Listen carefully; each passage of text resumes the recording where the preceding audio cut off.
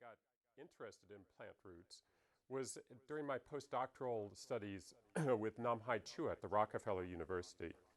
What I was doing was dissecting the 35S promoter from cauliflower mosaic virus. This happens to be the workhorse of promoters used in the agricultural biotechnology industry. And what I did was I cut it into little pieces and put those pieces back into plants driving a reporter gene, and discovered that the reason this was a strong constitutive promoter was it was made up of little pieces that each drove expression in a different tissue at a different time. Now, what I was particularly struck by was when I started to look at the expression in roots, and I saw that, in fact, roots represented a very simple developmental system. Why is that? Well, because the way the root is organized is it has different tissues organized as concentric cylinders of tissues, one inside the other, such that if you draw a ray from the center out, you actually hit all of the different tissues.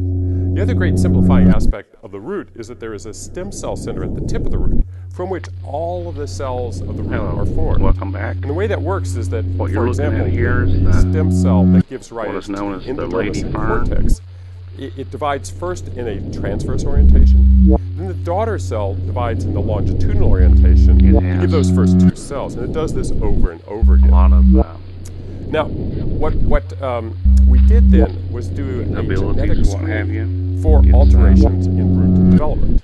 The screen was a very simple one. We It could be, looked you know, for root T is a mutants diuretic that to were stop either breast shorter pains or caused by fatter. childbirth, Now, among the short roots that we found induced milk, were caked a set breast, of plants that when we looked at them more closely, we Stem realized T that taken one of to those ease concentric labor. cylinders was actually missing. Perhaps the reason that it was actually shorter. it's And the traditionally first one we named very unimaginatively used to eliminate short root. worms. But the second one, after we realized that it was missing one of And, those cell the layers, we dried called it powdered Scarecrow after the Wizard of Oz character, or Used for the one that was missing the brain. used externally. Now, short root and Scarecrow, we characterized them in depth. for sores. And we cloned the genes, realized that they were actually members of a similar gene family, the same again, gene family. yeah. And then the real surprise lady came. fern. So we looked at the expression pattern, what the RNA made from these genes, how that was distributed in those different tissue layers. It kind of We looks saw like with Scarecrow, it is actually the pretty close rattlesnake to what fern. we expected. That is, it was Looks a expressed whole lot right in like that it. stem cell prior to the division, the longitudinal it division, has, and then only in the endodermal layer little after that spores division. on So the that end was, of the it was very rattlesnake fern specific, does. and it made sense. Short root, on the other hand, was expressed only in the central vascular, But there you have it. not in that Lady adjacent fern. tissue where it had to control the division and Thank had you to for be watching. involved in specifying that cell, Have a great cell day. layer. So we said, well, what's going on here? Then we looked at the protein expression for short root, and there we saw, quite surprisingly and nicely, that the protein was distributed both in the vascular tissue and in that adjacent layer. What was happening here was that the protein was physically moving from the internal tissue where it was made to the adjacent tissue. Later work showed that short root and Scarecrow formed a complex. They bonded together, and together they bound to the promoter of the Scarecrow gene and other downstream genes. Now, when they bound to the Scarecrow gene, what happened was they formed a feedback loop, positive feedback loop, generating lots more Scarecrow. And then together, Scarecrow and short root turned on another set of genes. Among that other set of genes, very recent work has shown, we've shown that it turns on a component of the cell cycle. This was also a surprise because there are many cells that are dividing, some of them asymmetrically, the way that stem cell does, others not so much, others symmetrically. But why are these two developmental regulators, short root and Scarecrow, specifically binding to one component of the cell cycle machinery, a cyclin D6? The answer came when we looked at the expression of this cyclin D6. It is expressed actually specifically in that stem cell just before it divides asymmetrically to give the first two cells of the endodermis and cortex. And when you put it back into a mutant that was missing short root, it was able to get that division all on its own. So we have here two developmental regulators, short root and Scarecrow. Short root moves from where it's made, physically binds to Scarecrow. Together they go in the nucleus, they turn on cyclin D6, as well as getting a feedback loop to produce more Scarecrow. That cyclin D6 is involved in getting the asymmetric division. Now, this work made us really aware of these differences between the different cell layers, between those different concentric cylinders. And we wondered, as new technology came on board, that is, new technology based on whole genomes, being able to look at the whole genome-wide analysis. We wondered whether there was a way that we could understand the expression of all the genes that were expressed in these different concentric cylinders. And we developed a way. This was work by Ken Birnbaum initially, and then by Siobhan Brady. What they did was they took green fluorescent protein. It's a protein that will fluoresce green when it's excited by a laser, fused it to a promoter that was highly specific to one cell type, for example, the scarecrow promoter, and then enzymatically digested the cell walls, passed those cells through what's called a fluorescence-activated cell sorter, and then collected just the cells that were expressing the green fluorescent protein. So in the case of scarecrow, just the endodermal cells. Then they extracted RNA from them, used that RNA to hybridize to microarrays, where you can look at almost all of the genes in the genome. And what they found was dramatic differences between those different cell layers. So much so that it was striking how different any two layers, when we compared them, were. After that, we asked the question, what happens if a plant is subjected to a stress, for example, high salt? We know that plants are exquisitely sensitive to abiotic stresses, like salt, high salt, low pH, etc. And so we wondered what would happen at the level of individual cell types. What we discovered was indeed that there were dramatic differences that were highly cell type specific between when we subjected the plants to either high salt, low pH, low sulfur, or low iron. We also used the same technique of dissociating the cells and sorting the green cells from the other cells to look at the level of different proteins, the level of different metabolites, and the level of different small elements like microorganisms.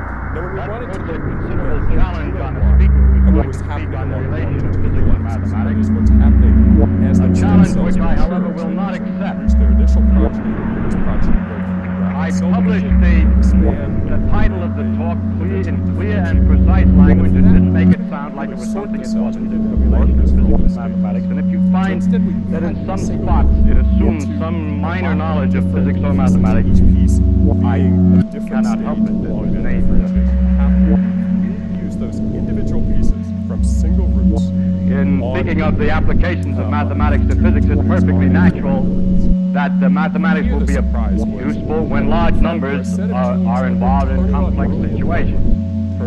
Although, for example, if we took biology, the action of a virus on a bacterium is, if you watch it under the microscope, unmathematical. If a Jiggling virus finds some spot on this odd-shaped bacterium, they're all different shapes, finds some spot, maybe it pushes its DNA in, and maybe it doesn't, and so forth.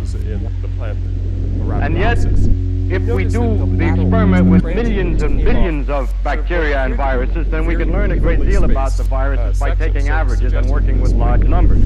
And we can use the mathematics involved in the averaging.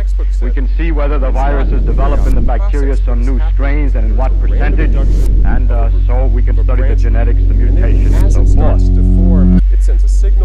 To take another more trivial example, you know, imagine an enormous board, a checkerboard to play checkers or draw. The textbooks and the product of an initial random event, and then if the board is very large, the actual operation of any one step is not mathematical. It's very simple if it's mathematical at all. Either goes one side or the other on the diagonal.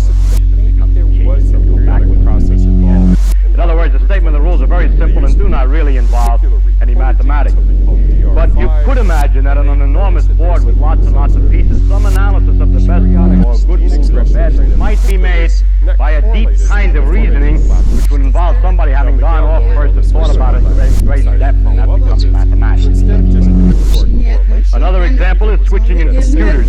If you have one switch is either on or off, there's nothing very mathematical about that, although mathematics starts there. But with all the interconnections and wires to figure out what a very large system will do when required for mathematics. And I would like immediately to say that mathematics has its primary application, well, it has a tremendous application in physics, in the discussion of the detailed phenomena in complicated situations granting a fundamental rule for the game. And that is something which, if I were talking only about the relation of mathematics and physics, I would spend most of my time discussing. But This is part of a series of lectures on the character of physical law. I am not, do not have the time to discuss the applications of mathematics and physical law. How can anyone happens in Other genes found some, mostly transcription factors, that when mutated, combinations of them had quite dramatic effects on the number of which really closed the loop. Started out with a correlation between this simple oscillatory process and formation of lateral roots. He identified specific genes showed that when you knock them out, that lateral root formation process was effective. Now, those three examples that I've given you from our work, I think illustrate something of what's happened over the history of biology over the last 30 years. And I feel very fortunate to have been able to participate in these three steps, these three technological, let's call them revolutions, because they really have been very dramatic changes. The first one was molecular genetics, the use of genetic engineering approaches to go from a phenotype to a gene. And from that gene, what happened, then we start to look at what's downstream of that gene. And normally that would result in pretty linear pathways. So one thing would be turning on or turning off something else, etc., etc. From there, the next revolution was the genomics revolution, where we got able to look genome-wide, and we got these long lists of genes, and we could compare them. For example, what we did, comparing them between different cell types under different conditions. But that caused a little bit of discouragement when we made those comparisons. There would always be differences. But the question was, which are really the important genes? Are they the ones that change the most? Or are they the ones that are linked the most? And so that really led to what I think of as the third revolution that I've benefited from. This is the revolution of systems biology. In systems biology, the focus is on what are the connections between the molecular components. And how does information flow through those networks? So it's the topology of the network and the dynamics of the network. And that's where our initial work on scarecrow and shortroot was really a molecular genetics approach. Then we did the root map, focusing on what are the differences between the different cell types. And finally, our analysis of this oscillating gene process, this what we call the lateral root clock, is an example of systems biology where there's an emergent behavior, some aspect of how those genes are connected to each other, and then how that connection allows information to flow and causes this oscillation, which ultimately causes the placement of lateral roots that is key to understanding that.